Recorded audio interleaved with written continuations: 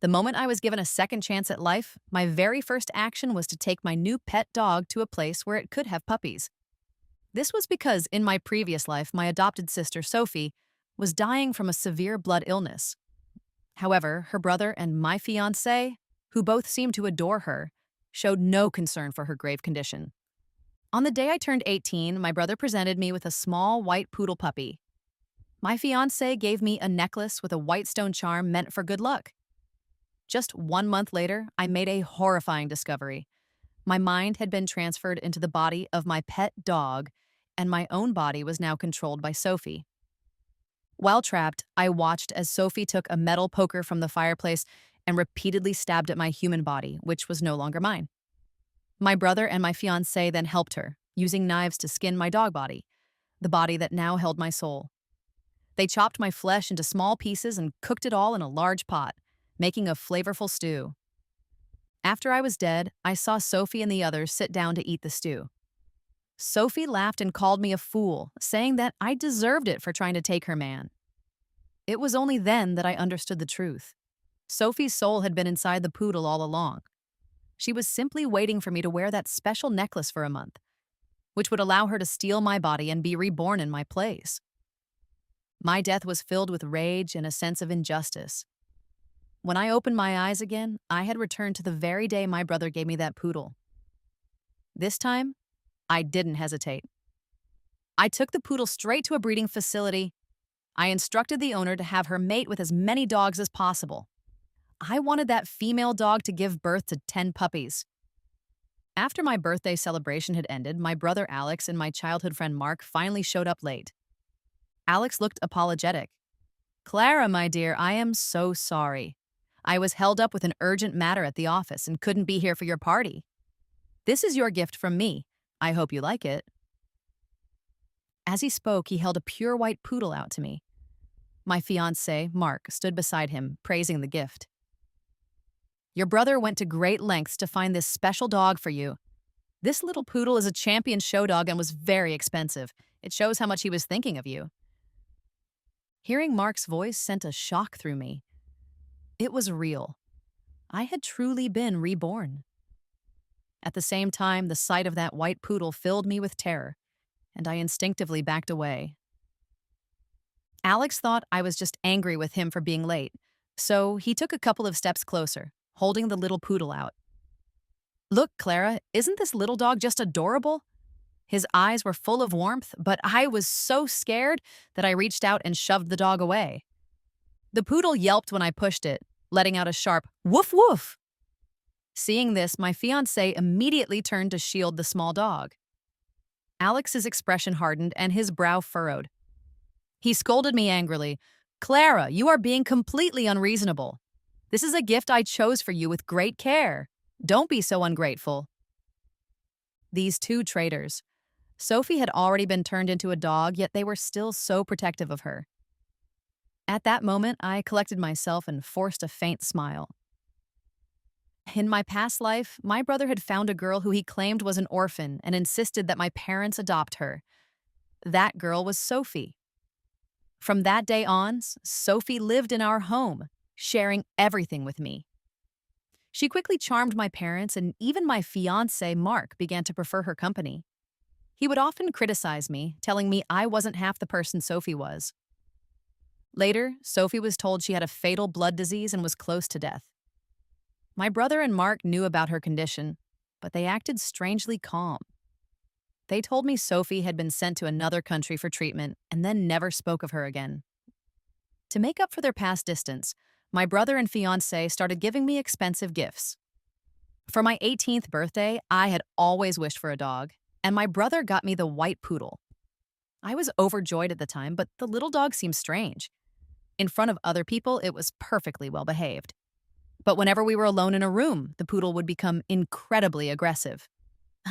One time, I tried to give the little poodle a bath, but it went into a frenzy and bit my wrist, nearly tearing a piece of my hand off. My parents were away on a business trip, leaving no one else at home. I had no choice but to go to the hospital by myself that night to get a rabies shot. Every night, I would let the little poodle sleep in the same room with me, but it always insisted on sleeping on my bed. One night, I was half asleep when I felt something warm and wet on my cheek. I opened my eyes and discovered that the poodle had urinated on my face. Its bad behavior didn't end there. It would leave its droppings on my dressing table, intentionally push over all my expensive makeup, and even lick my food when I wasn't looking. After causing trouble, the poodle would lift its chin high, staring at me with a fierce and hateful look in its eyes. I even saw its eyes turn red sometimes. The look was terrifying, as if it wanted to eat me alive. The day after I got the vaccine for the dog bite, I showed my bleeding hand to my brother and Mark. "Alex," I complained, "I really think there's something wrong with that little dog. It's too aggressive." But Alex just scolded me. "Clara, I think you're the one with the problem. Princess is so sweet. She's always gentle with everyone else. You must be some kind of monster who torments her in private. That's the only reason she would bite you." Mark also took my brother's side, accusing me of having a bad temper and not knowing how to care for a pet. Alex said angrily, "Let's give it a few more days. If you still can't stand Princess, I'll take her away." I never imagined that 1 month after my birthday, I would wake up to find myself trapped inside the dog's body. A woman who looked exactly like me was standing over me, holding a fireplace poker and swinging it violently at my head. I barked desperately, but only yelps came out. Then, my brother and Mark appeared, holding sharp knives used for cutting meat from bones, ready to skin me. That's when I understood. Sophie hadn't been sent away at all. She had used some dark magic to place her soul inside the poodle's body. My brother and Mark had gone to all this trouble just so Sophie could take over my body and be reborn. I was Alex's real sister. I was Mark's fiancée. But the two men I was closest to for Sophie's sake not only skinned and butchered me themselves, but also cooked my remains into a large stew to help nourish Sophie in her new body. Snapping back to the present, seeing Alex and Mark standing before me, I managed a weak smile.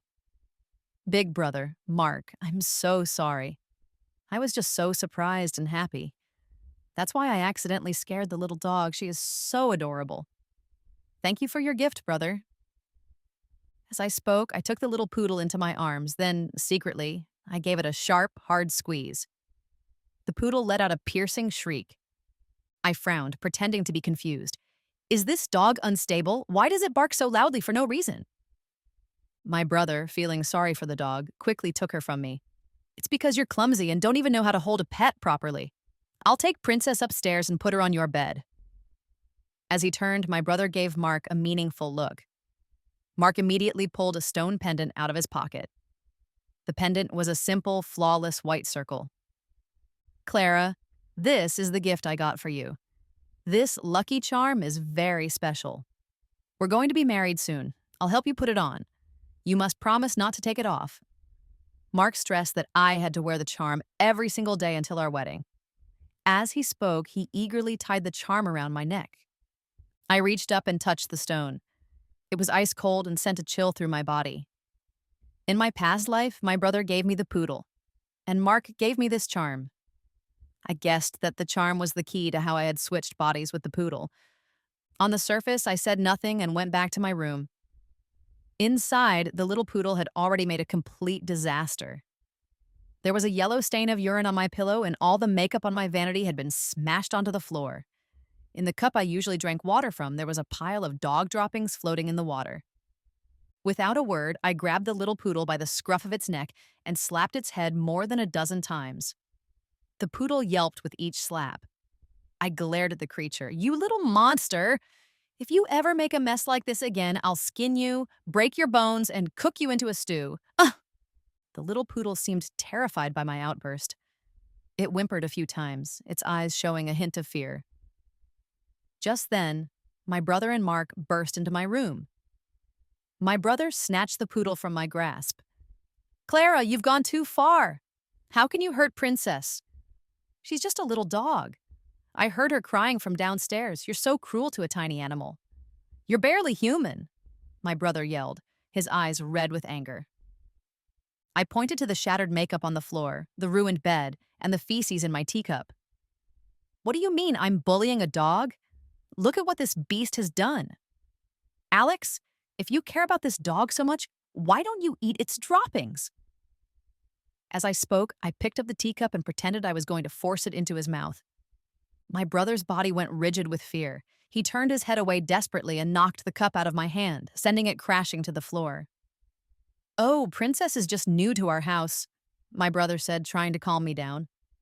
"She's a little nervous. Why are you getting so worked up over a dog?" He could only try to soothe me. "It's just some makeup, right? I'll buy you all new things.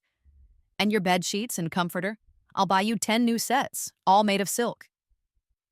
Clara, you have to promise to be nice to Princess. If you don't blame me for disowning you as my sister." In front of my brother, I gently patted the poodle's head twice. "I hope this animal learns some manners. Otherwise, I won't be so kind. A dog trying to act like it's my superior? What a joke." Mark saw my fierce attitude and muttered angrily, "I don't know how your parents raised such a harsh and bossy daughter. Sophie is so much gentler and acts like a real lady." Though Mark's voice was quiet, I heard every word. I lifted my hand and slapped him hard across the face. "You like Sophie so much? Then go find her overseas. Go die with her. Why are you still engaged to me?" Mark's face turned red with anger, but he didn't dare to react. He and my brother both knew that they couldn't risk angering me at this crucial time. At least, not for another month. Mark forced a faint smile. "Clara, you misunderstood. You're the only one I care about. As long as you keep wearing the stone charm I gave you, I'll have a big surprise for you in a month." My brother remained silent but kept reminding me that there was fresh, high-quality Wagyu beef and seafood in the refrigerator. "Princess is a show dog, so she must eat the best food," he said. "She only drinks pure milk and eats Wagyu beef. When I'm not here, you have to take excellent care of her." After my brother and Mark left the room, I immediately went online and ordered a heavy iron chain and several bags of the cheapest, lowest quality dog food I could find. An animal expecting to eat Wagyu beef? It could eat dirt for all I cared. I glared at the little poodle. It seemed to sense my anger and hid in a corner, but its eyes still watched me with a strange and eerie hatred, as if I had murdered its family. When the delivery arrived with the chain and dog food, I immediately chained the poodle and locked it in the bathroom. An animal wanting to sleep on my bed? Never. As for eating premium beef, that was a fantasy. Dogs should eat dog food, especially the kind full of hormones that makes them gain weight. After all, if the puppy didn't get fat, how could it satisfy its owner's plans? From that day on, my brother, who was usually obsessed with work, started coming home for a few hours almost every day. And Mark, who had always been distant, also began visiting my house every few days. After a short time, they noticed that the little poodle had lost a lot of weight. My brother held the poodle and cried. Mark even whispered secretly to the little poodle, "Sophie, just be patient for a little while longer. In just 1 month, you can switch bodies with Clara, then we can get married and everything will be perfect. You can also finally be reunited with your brother, Alex." Through a hidden camera I had placed in the room, I heard Mark say these words. It was then that I was hit with a shocking realization. Sophie was my brother's biological sister. Although Alex and I shared a father, we had different mothers. I remembered that after my dad broke up with his first love, he married my mom. But just 3 months after their wedding, his first love showed up at our door holding a little boy. She claimed the boy was my dad's son. My dad swore that while he had been with his first love for 6 months, they had never been intimate. It wasn't until she confessed that she had snuck into his bed one night after he had been drinking heavily. Even though my mom was furious, she was a kind woman.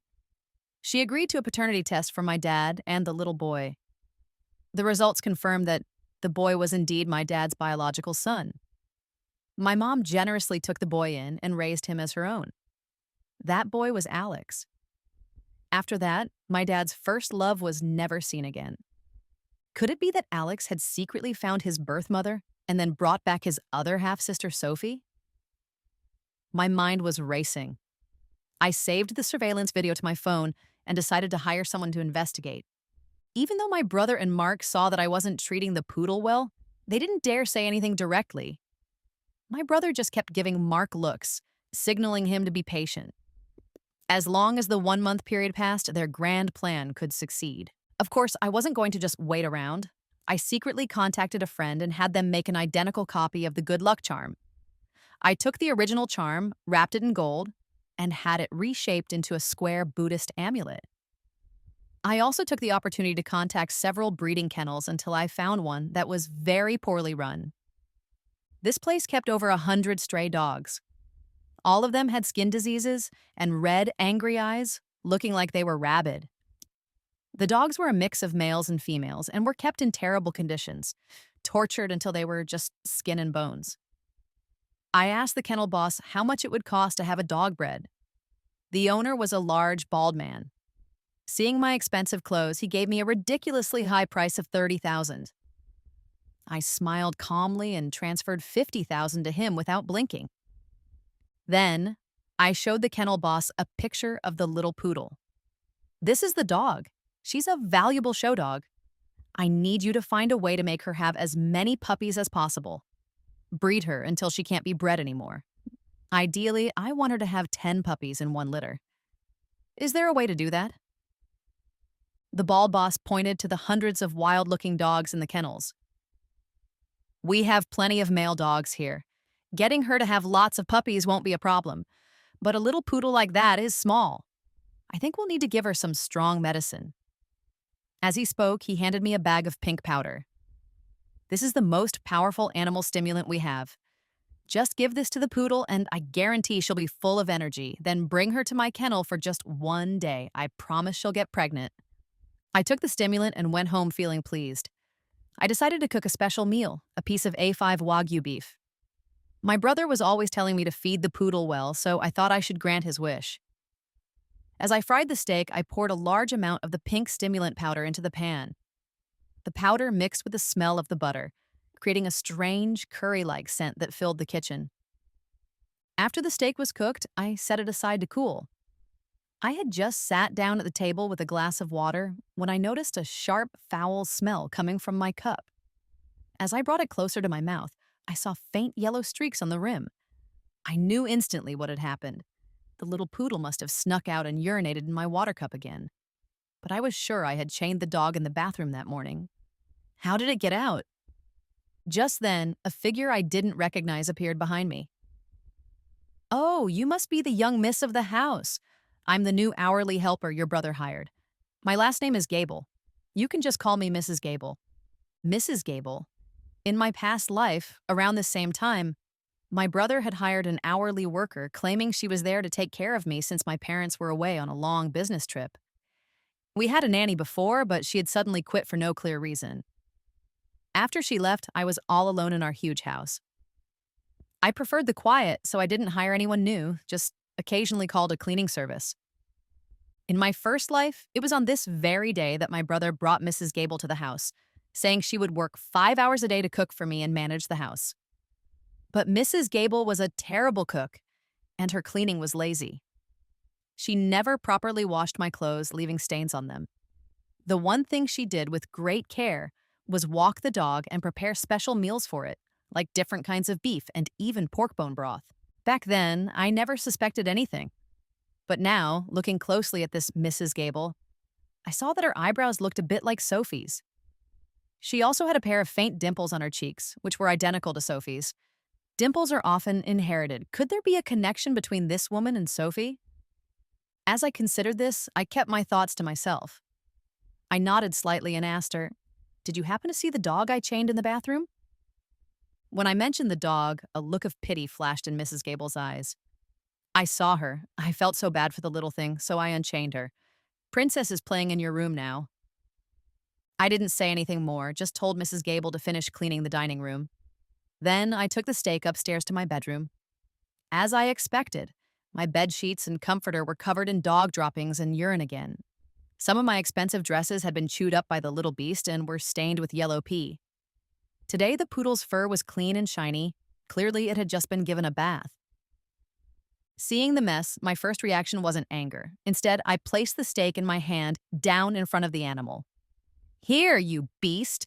My big brother specifically asked me to give you this A5 Wagyu beef. Why don't you eat until you burst? It's a waste of good meat on you. As I spoke, I tossed the plate onto the bed. Then I sat down beside it, pretending to play on my phone while secretly watching the poodle out of the corner of my eye. The little animal walked around the plate a few times, sniffing it. For the past few days, I had only given it cheap dog food, which it had refused to eat. The creature had lost a lot of weight, so the sight of fresh beef was too tempting. The poodle sniffed it again, then wagged its tail and began to eat eagerly. Seeing this, I smiled. I sent a text message to my friend asking him to investigate Mrs. Gable's background for me. The results came back faster than I expected, and they were shocking. In just a few hours, my friend had uncovered everything. This Mrs. Gable was actually my brother, Alex's biological mother. And not only that, she was also Sophie's biological mother. It turned out that years ago, after Evelyn, that was her real name, left my brother with our family, she never left the city.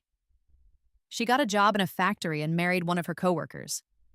A few years later, she gave birth to Sophie. This meant that Sophie and my brother Alex were half-siblings, sharing the same mother. 3 years ago, Evelyn's husband was arrested. He had gotten into a fight with another man over a prostitute and injured him so badly that the man was paralyzed. Her husband was sent to prison, and Evelyn was fired from her job, leaving her with no money. All this time, she had been secretly contacting my brother, Alex. Feeling sorry for his biological mother and his newfound sister, Alex brought Sophie to our home, lying that she was a poor orphan, and pressured my parents into adopting her. Now that I understood everything, I remained perfectly calm. That night, after Evelyn left for the day, I chained the little poodle up again. This time, I didn't just mix the stimulant into its food. I also bought a syringe, dissolved the powder in water, and injected it directly into the dog's body. By around 10 p.m., the little poodle was lying on the floor, breathing heavily. I contacted the kennel owner and had him come pick up the dog immediately. The next morning, I woke up to find that Evelyn had already arrived at the house. She was holding a cleaning cloth and was about to enter my room. I deliberately placed the gold Buddhist amulet, the one with the real good luck charm, hidden inside on my bedside table. Evelyn had a habit of stealing small things. In my past life, I had noticed that some of my jewelry went missing after she started working for us. I let Evelyn into my room and told her to tidy up my vanity. When she opened the drawer, it was filled with gold and silver jewelry, which made her eyes widen. I picked up the large gold amulet and dangled it in front of her. "Mrs. Gable, do you like gold?" Startled by my question, she replied, "Yes, I do." I casually pressed the gold amulet into her hand. "Then it's yours. A friend gave it to me for my birthday, but even though gold is valuable, I find it a bit tasteless." "Besides," I said, gesturing to my neck, "I'm already wearing this lucky charm that Mark gave me. You have no idea how much effort he went through to get me this precious gift." As I spoke, I made sure to touch the fake stone charm around my neck. Evelyn nodded, pleased with her new gift. She couldn't help but add, "Oh, that stone charm is truly beautiful. It looks very valuable. You should wear it every day. Your fiancé would be very sad if you lost it." Hearing that I was giving her the gold amulet, she immediately hung it around her own neck. Then, Evelyn looked around the room and asked cautiously, "Where's the little dog? I haven't seen Princess anywhere." I immediately put on a stern face. "Mrs. Gable, am I your boss, or is that dog your boss? I sent the dog away. Stop looking for it." I stretched lazily as I spoke. Evelyn heard this and stomped her foot in frustration, but she didn't dare to argue with me. I saw her sneak into the kitchen with her phone to make a call. About 30 minutes later, Alex and Mark both rushed into the house. As soon as Alex came in, he yelled, "Clara, get out here! Where did you send Princess?" Mark's eyes were blazing with fury. "Clara, you are a truly wicked person. Princess is so sweet. Why are you so determined to hurt her?"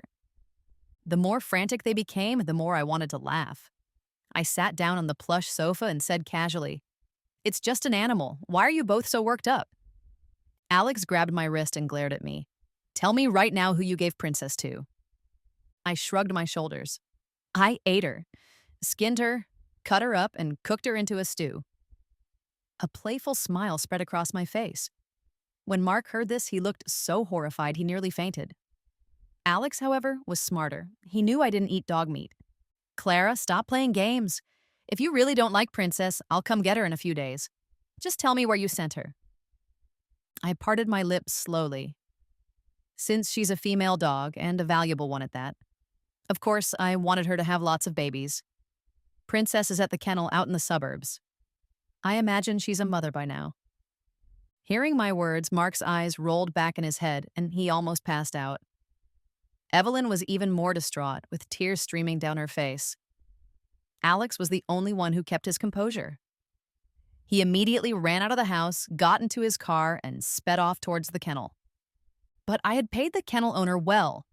The night before, I had specifically told him to have the poodle bred immediately.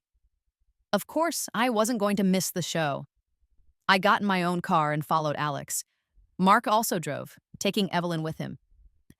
We all arrived at the kennel together. When we entered, we saw the little poodle in the middle of a large pen, surrounded by dozens of wild, aggressive dogs. The poodle, full of stimulants and having been tormented all night, was now foaming at the mouth and lying on the ground, barely alive. Seeing this, Mark grabbed a stick and started swinging it at the dogs around the poodle. But there were too many of them. As soon as Mark attacked, a pack of them lunged at him. Even though both Mark and Alex fought back, they were no match for the sheer number of crazed dogs. A large black mastiff bit Mark on the thigh, and a big yellow dog tore a piece of flesh from Alex's arm. Finally, the kennel owner stepped in. He blew a loud whistle, and the dogs, as if they understood, immediately retreated to their cages. Mark and Alex were both bleeding, but their only concern was for the little poodle. Ignoring his own injury, Mark picked up the poodle and rushed it to a pet hospital. The two men were completely losing their minds over a dog. The whole scene was both hilarious and pathetic. While they were busy with the dog all day, I went back to the villa and had a long, peaceful sleep. I knew the time wasn't right yet. No matter what I did, they wouldn't dare harm me. That night, Alex brought the little poodle home. His face was dark and it was clear he had been crying.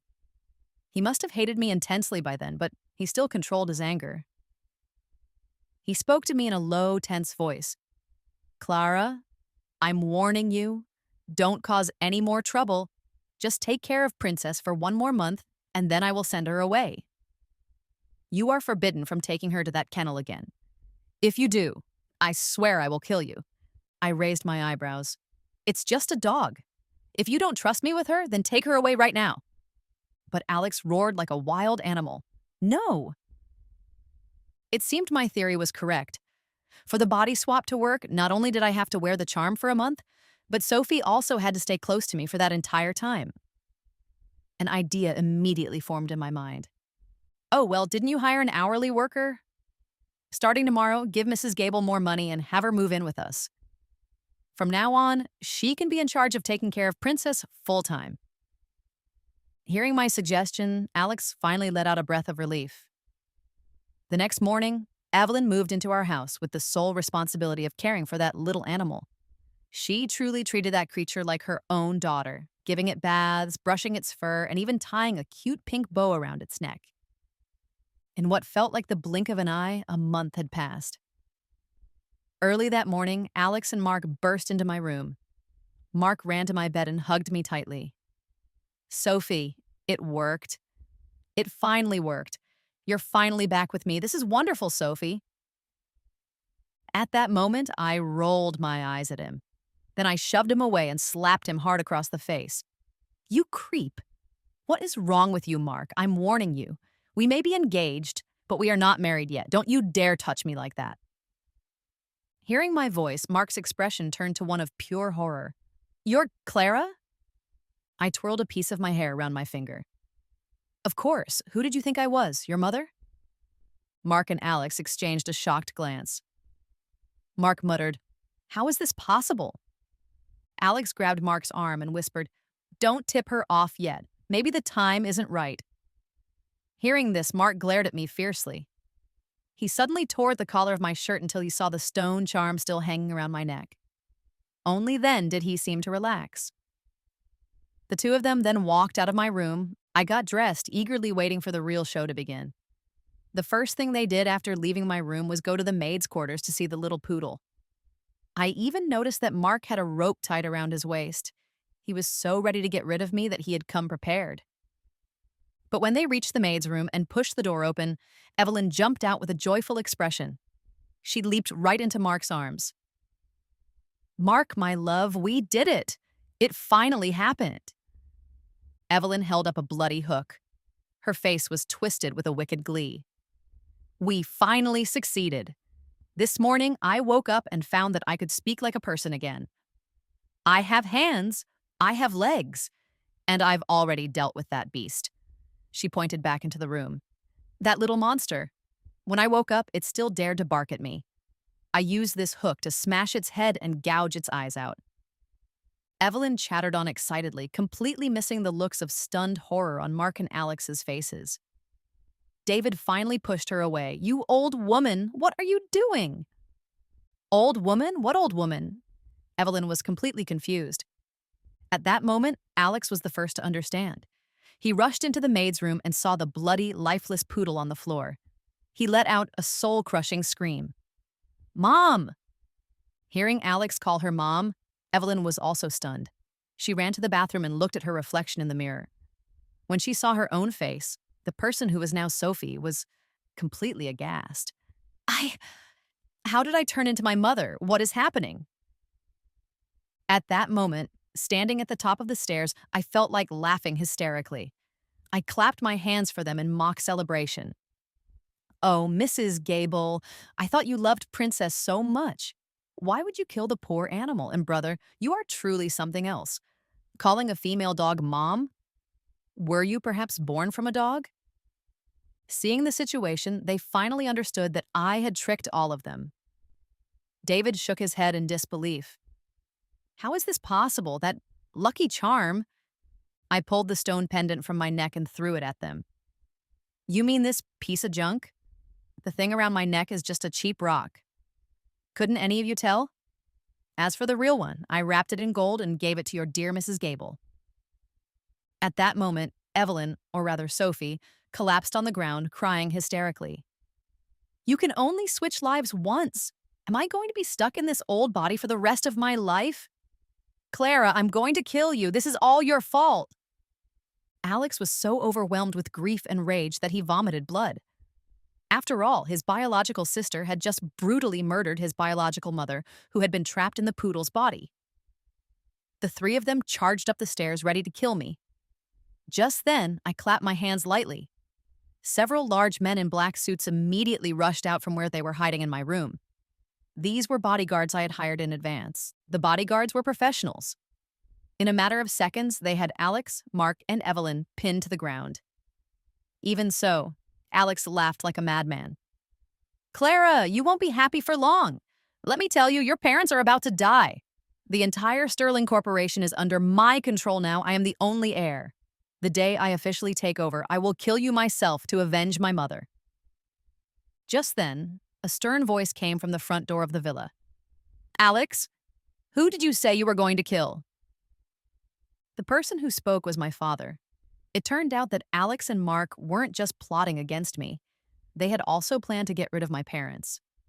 In my past life, my parents never returned from their business trip. Alex had bribed their driver to stage a car accident that killed them both. But in this life, after I was reborn, the first thing I did was contact my parents and tell them everything. They were already on their guard. They had cut their business trip short and rushed back home. Seeing my parents standing there, safe and sound, Alex shook his head in defeat. "It's over. It's all over." My dad was furious with the son he had raised. "Alex, you have disappointed me beyond words. Clara is your sister, yet you wanted to kill her.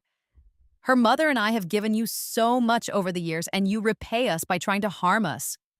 Alex screamed like a lunatic. "Don't pretend you don't know. You've always favored her. You trained me, but only to be her assistant. You wanted to give all the family money to that girl, Clara, just because my mother was from a poor background. You abandoned her. Just because I wasn't born from your precious wife, you thought you could give everything to Clara. I want to kill you. Kill all of you ungrateful people." At this moment, my father sighed. "Alex, you are just as cruel as your biological mother, and I have to tell you the truth. I never dated your mother. You are not my biological son at all. You are my late brother's child. But because my brother died young and your mother was pregnant, I had no choice but to claim you as my own to give you a home."